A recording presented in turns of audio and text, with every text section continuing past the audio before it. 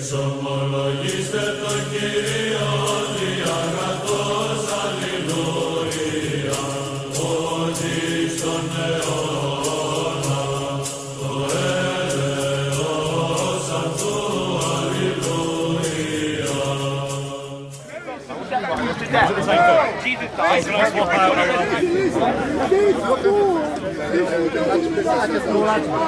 Okay, but they're not actually synonyms for him himself. No, well, I won't say Allah had two right hands. Right. They're like I have two hands. Right. It's an attribute of me. They attribute. Oh, okay, so they actually are real things.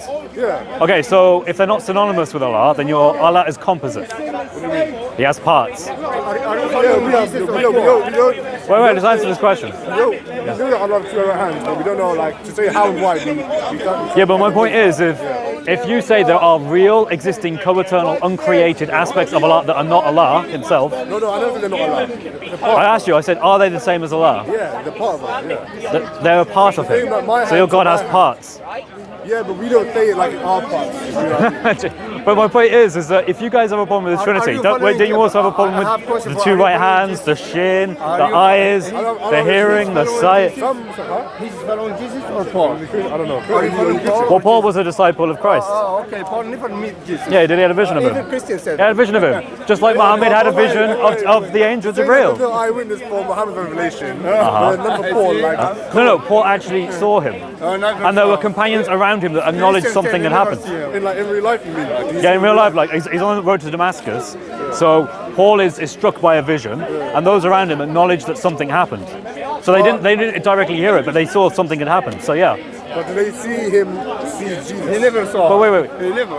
Well, you understand that for us, we think that Paul is a disciple of Christ, and Christ validated his prophethood through miracles. Yeah. What miracle did Paul do? Well, Paul did do miracles. It's recorded in the book of Acts. Like you have to go through that and read it. But we believe that the disciples did do miracles, for example. That was well. Yes. How is it? Like Yeah. what? So again, these for us are testimonies to the early church. But in Islam, it is literally just Muhammad. So for example, wait. Let me give you an example. If I read the book of Moses, the books of Moses, right? I read the law given to Moses. I do that because as a Christian, I believe in them and I read them to learn about them. As a Muslim, do you read the books of Moses? Do you read the Ten Commandments? Do you read Genesis, Exodus, Leviticus? We don't believe. Yeah, but my point is so what's happened then is at some point a prophet came to you, supposedly, had a vision that only he could see, only he could confirm, and then he told people, trust in me, I am going to lead you in this direction, away from all these previous prophets. No, but they did. When you say that there was no eyewitnesses, there were actually eyewitnesses. Who were the The eyewitnesses? eyewitnesses to the miracle, like the moon splitting, the companions saw it. No, it's not in the Quran. And also, there's no early account of the moon being split. There's no evidence of the moon being split. NASA was asked whether or not the moon has been split. They said no. There's no evidence of the moon being split. Oh, NASA. So you're going to ask NASA about. But my point is that if this was a miracle, it was a complete failure of a miracle because no one observed it.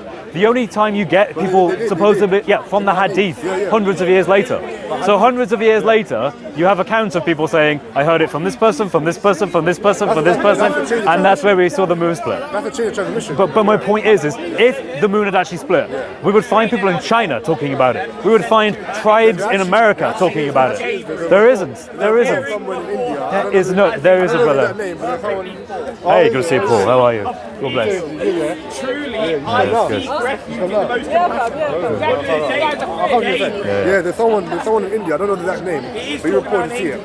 But you don't understand. It's not enough for you to show me just an account that talks about the moon splitting. You need to first of all tie it back to Muhammad, but also you would expect like this to be a mass transmitted story across the world. If the moon splits, hundreds, if not millions of people, hundreds of millions of people are probably going to be seeing that. Yeah, we were like And no one bothered to write about it, apart from like possibly one guy, and it's ambiguous reference. When you You see- said that no one saw like miracles or like and Muhammad's the only eyewitness, but in the hadith the companions saw it. Why do you even trust the hadith? And even not me, even his enemies saw it. The Mushrikeen, enemies. But where's this like mass story of the enemies going, oh my gosh, the world is going to come? It's in the hadith. No, but the hadith are hundreds of years later. Why would I even trust them? Why would I trust People them? claim that hadith come later, but that's They probably do. false. They do. No, of course they do. When did Bukhari write his Sahih Bukhari? When did he write that? Bukhari came after obviously the companions, but He wrote it in the 9th century. the 9th century. Yeah.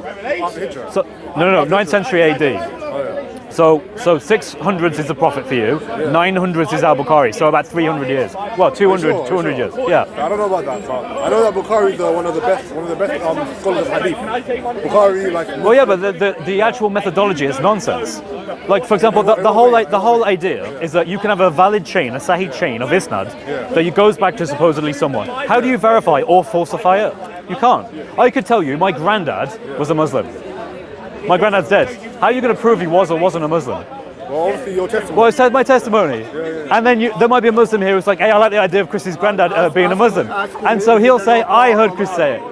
Paul and Mark, who is anonymous. Nobody knows them. Wait, the Quran is anonymous. The Quran is anonymous. Basically asking, Wait, the Quran. Wait, my friend. Wait, well, one second. Why are you so? What's that?